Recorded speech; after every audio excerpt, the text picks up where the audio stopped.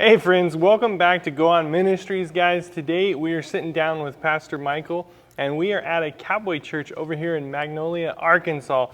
So Pastor, thank you so much for coming on the show, and we just appreciate you giving us a moment out of your day. Thank y'all for being here. Glad y'all made it to Magnolia, Arkansas. Yes, sir. Be a Bubba Wilson of all people to get you. No doubt, yeah, he's a great guy.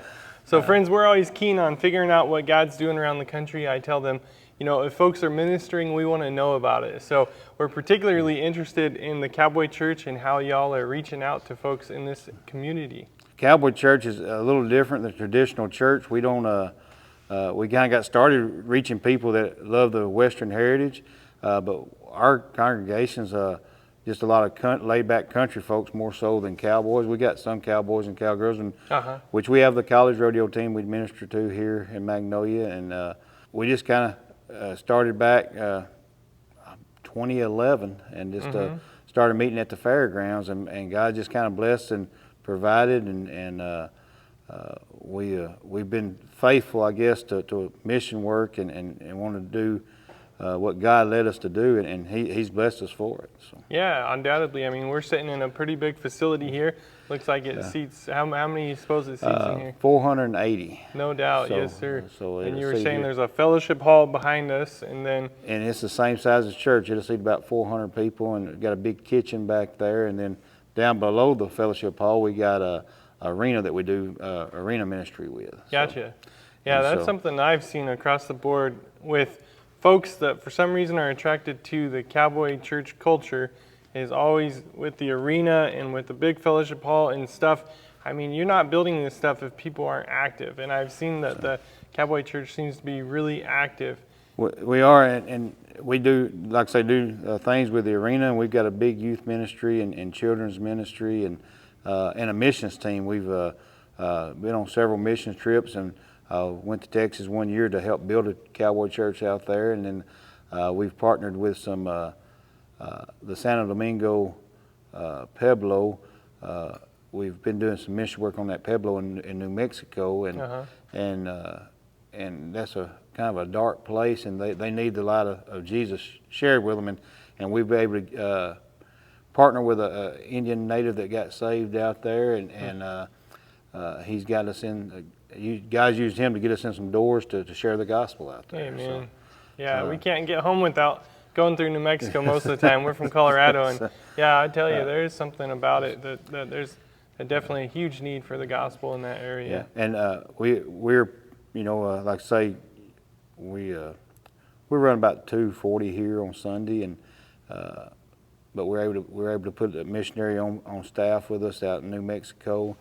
And you know, he was asked to leave the reservation once he accepted Christ. They run him off, and for us God to use him to get back on that same reservation to share the gospel's been a neat thing for our church. Yeah, so undoubtedly.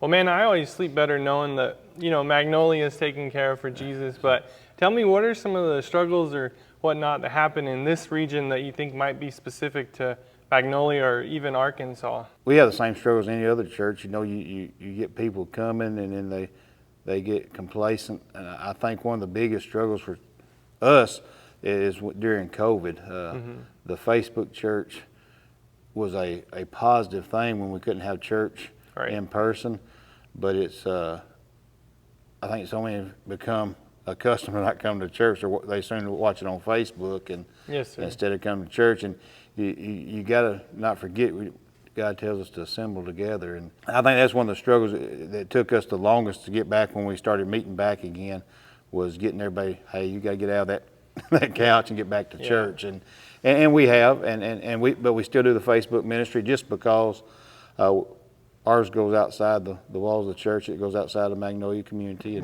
and so we felt like God was still using that to touch people's lives, and so. But I think it's easy for people starting out in church plants to give up, get frustrated. You got to keep plowing ground. God will water it and bring harvest forward in His time. And I think we think, well, we got a plan, but is it God's plan? You know, we got to make sure we're in line with His will for our life. And I think a lot of times I've seen some other pastors, friends of mine, that get frustrated and want to give up because it's not happening as fast as they want to. But you just got to let God direct that. That makes good sense. Yeah, I had a professor in seminary that said, you might go to South America and be a missionary and spend 10 years there and not see salvation, but he tried to give us that confidence that if you're doing the Lord's work, man, you got to find your peace in Him, because we might just be the one planting but not harvesting, and that's a tough one there. Right, it's a team effort, and it's not about what this church is doing, that church is, but what is God doing? Yeah. So speaking about what God's been doing, that was kind of my next question: is what are some of the things that you've seen since 2011 over the years in this church? Man, we were talking about that last night. We're studying through the book of Matthew on Wednesday night, and we see people's lives have changed, people that hadn't been to church in years, people that went through some tough things in life. We use them here. We let them serve, and if God can forgive their sin and restore them, who are we to stand in God's way? And we use people that traditional church, and nothing against traditional church, but we use people that a traditional church says are not worthy. And I think we're not the judge, and we look at people's heart where they're at, and if God can restore them, then we need to use them, and so that's what we see here, that God's used a lot of people that's had a bad past, but God's changed their life, and now they're serving God. Or we had a church member that got saved. It's been about a year ago. He's 76, and it's thought for 66 years he was saved. And then one Sunday, he called me after church and said, "Man, we got to talk." And he said, "I don't think I'm saved." So we prayed about it and talked about it. The next day or two, he come back and he said, "I know that I'm not saved now." And so, but seeing that kind of stuff like that people, God's impacted people's lives and used people that they never thought they'd serve the church or sing in church or been on a mission team or go on a mission trip, and now they're doing that. And so we're just seeing people being used by God that praise the Lord, never thought they'd have a chance to be used by God. So. Yeah, you certainly start thinking about the Apostle Paul, and he's one that you wouldn't want him serving in his early days, right? Persecuting the church. But no, yeah, I mean, giving people that second chance and stuff has got to be huge. And I think if we understand grace and salvation, then it'll be expressed a lot better. But yeah, that's interesting about that guy that thought he was maybe saved and then realized he wasn't, because of course Scripture says, not when he get up to heaven, he says, I did healings in your name, I did this and that, and he said, I never knew you, get away from me. And you start thinking, that was probably that gentleman, because he doing all the emotions, but not actually saved. A lot of people, I think a lot of people will miss heaven by about 6 or 8 inches. They know all the stories, but they don't know Him, and there's a difference between knowing about Jesus and knowing Jesus. Yes, sir. So, and that's what we try to instill here. There's not a service I don't go by that I don't ask that question. Gotcha. And it's that's our main focus is do you know Jesus, and you can't hope so or think so. That's something you ought to know. Right. So I'm guessing y'all bring in a lot of families to this church. It sounds like it's made up of it's a lot. We got a lot of diversity in age group wise. We have we'll run about 7 or 8 babies in the nursery, 2 years and younger. So we got a lot of young adults. Have a big, like I say, youth program and children's program, and got a good group of about 20 seniors that gets together every month and like to eat. Most eating people I've ever seen. They like to go eat. I'll get in with that group, man. That sounds good to me. And they think that they can't eat without the preacher. That's why I have to go. I'm not in that age group, but they want me to come eat. But it's funny. But yeah, we're kind of blessed in all age areas, and we got something for all ages. So what are y'all looking forward to in the future? Doing some stuff with the arena and lots of mission stuff? We try to increase every year our missions giving and mission focus. We want to be mission minded, but we're using the arena we have a little barrel racing series on Sunday afternoon at least once a month, and through to about July, and then we've got a youth rodeo that we produce that I produce personally as kind of a little side deal that I do, and we will have a big rodeo here in June the 22nd. Okay. And we're going to have free admission to the public, and our youth are going to do a skit there to do outreach to that deal. Okay. And so we'll have a big deal there. We had had one here a couple weeks ago and had 100 cowboys and cowgirls come in from out of town. Sweet. And so it gives us a good opportunity to share the gospel and through the rodeo arena. And we got little mini bull riders from 5 years old, about this tall, all the way up to 19 years old. And so, cool. So it's pretty neat. You see the kids competing in a big rodeo style. And so, and then, you know, like I said, we're going to New Mexico in June as well to work on the San Domingo Pueblo. There to have Vacation Bible School. We've got a couple of building projects that we'll be involved in there, and so we'll have that deal in June. Be about a week outside of Albuquerque. Gotcha. Yeah, that's kind of one of the reasons we do these videos, to give folks something to pray about. So that's something that that's a big deal, and we see a lot of these cowboy churches partnering. Some of my pastor friends in South Arkansas here go to Taos, New Mexico, and different places in New Mexico to work with different Indian reservations. And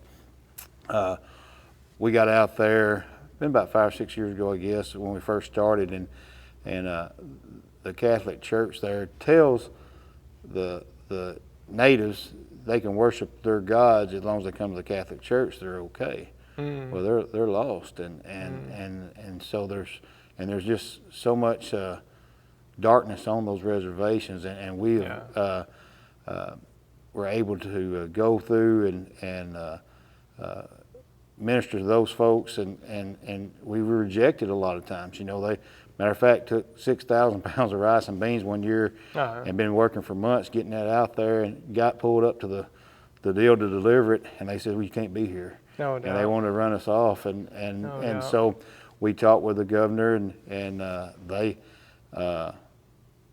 allowed us to stay, and then we kind of started building a relationship, and so it's a very dark culture there that you would think in America that didn't happen, but like say Randy, our missionary there in Albuquerque, he's his own brother won't talk to him because he's a Christian. No doubt. And so Gotcha. We need prayer there that, you know, God will continue to open doors.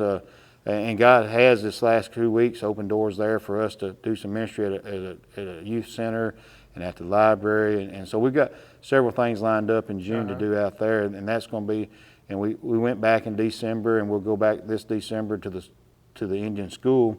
And we take boxes, kind of like Operation Christmas Child boxes. And we partner with the Gideons this year, and they give us 400 Bibles to put in those boxes. And the school allowed that to go home. So we got to send 400 Bibles home to those kids, to their families this year. And so far we hadn't had any pushback on it, you know, and it's been accepted. So God's doing some great things there. And so we're excited about that because, you know, it's something here in the Bible Belt we take for granted. We assume everybody is okay with the Bible and sharing God's word, but they're not. And as you get outside the Bible Belt, and so there's a big mission field there that we can need to be reaching. So. Isn't that something? Now you think of missions as being with the natives or being down in Mexico or off this and that, but I still appreciate y'all's outreach, like you were saying a few minutes ago about the arena. You know, it's just so important to think that even folks that might be middle class, upper class, I mean, it doesn't matter. Right. Folks need Jesus wherever they're at. And that's something, not to cut you off, but that's something we're proud of here. We've got people that's never rode a horse before that they just come to the Cowboy Church because of the atmosphere of worship. And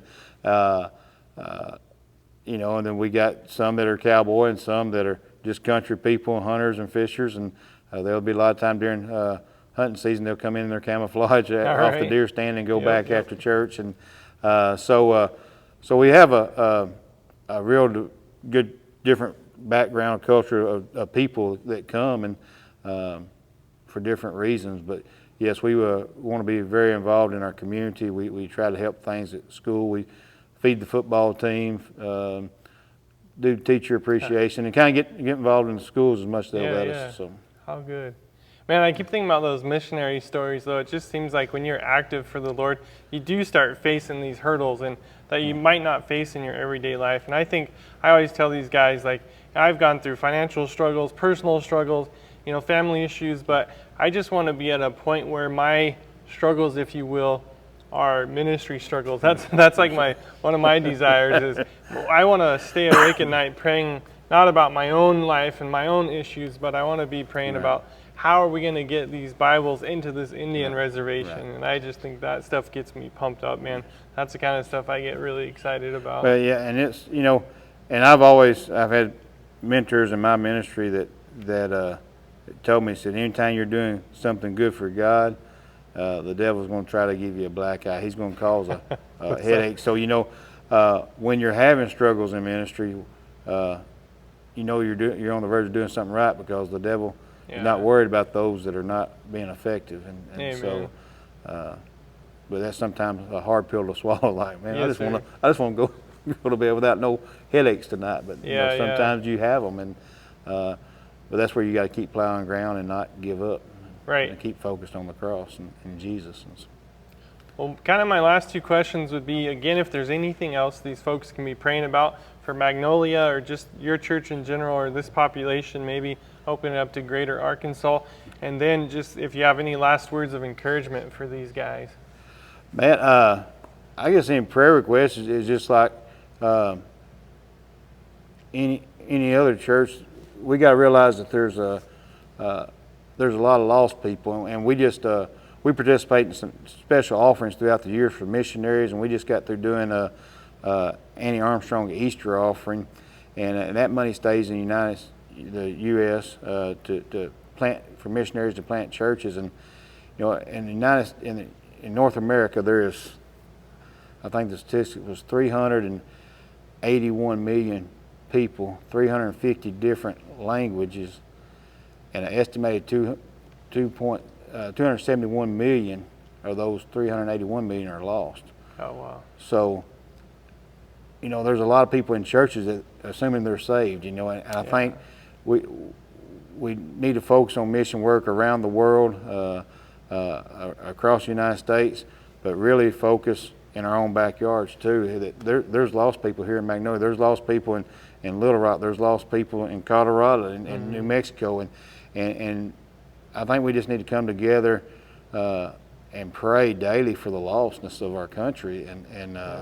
We had National Day of Prayer May the 2nd, and I did a little Facebook deal that, hey, we need to make every day a day of prayer for in the ministry, because we're fighting a strong battle, and we need praying for our sister churches across the nation, because that's the only way revival is going to break out, and the only thing that's going to change the world is if we're seeking God's face and not just saying, well, look at our programs and look at our church, but let's look at Jesus and see what he wants from us. How good. Well, friends, there it is. This is what's happening over here in Magnolia, Arkansas. If you're ever in the area, make sure and check out the church. We're going to have links to everything. You can get connected with these guys. Make sure and be covering those requests in prayer. Come back often. Leave yourself a little note on your fridge to be praying for these guys. But friends, until the next video, may the Lord bless you and keep you. May he cause his face to look upon you with favor and give you peace that surpasses all understanding, that's only found in Jesus Christ. So again, Pastor, thank you so much for having us. Thank you guys for coming to Rugged Cross Cowboy Church, and we appreciate y'all. And y'all enjoy the festivities of the Blossom Festival this weekend. That's the big thing in our community every year. So. Yep. All right, guys, we'll catch you in the next video. Well, friends, we sure hope you enjoyed that video, and if it did anything for you, make sure and let us know in the comments below. And while you're down there, go ahead and drop a prayer request. We love praying for y'all, and we get to each and every one of those. And if you want to know more about our travels and adventures and the gear that helps us get up and go on, follow us on our other channel, Go On Overland. We'll see you over there.